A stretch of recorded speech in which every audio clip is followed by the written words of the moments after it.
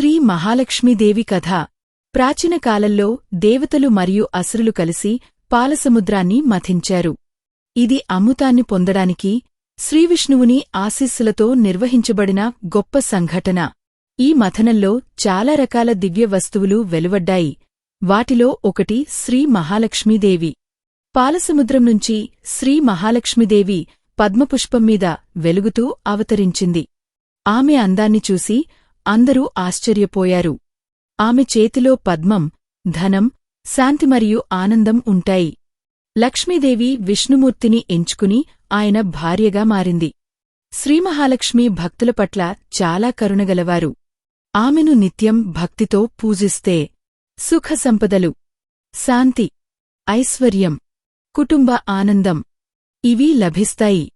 లక్ష్మీదేవి రూపాలు: ఆదిలక్ష్మి, ఆధికారిక లక్ష్మి, సర్వమునకు ఆది. ధనలక్ష్మి, ధనసంపత్తి ప్రసాదించే రూపం. ధాన్యలక్ష్మి, అన్నదానము, ధాన్యాల అనుగ్రహం. గజలక్ష్మి, రాజ్యభోగం, గజాలు, ఏనుగులు తో కూడిన ఐశ్వర్యం. విజయలక్ష్మి, విజయం కలిగించేది. విద్యలక్ష్మి, విద్యాభివృద్ధి కోసం.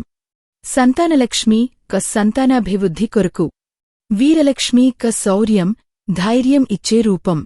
మూలమంత్రం: ఓం శ్రీం హ్రీం క్లీం మహాలక్ష్మే నమః. ఈ మంత్రాన్ని రోజూ భక్తితో జపిస్తే లక్ష్మీదేవి అనుగ్రహం లభిస్తుంది.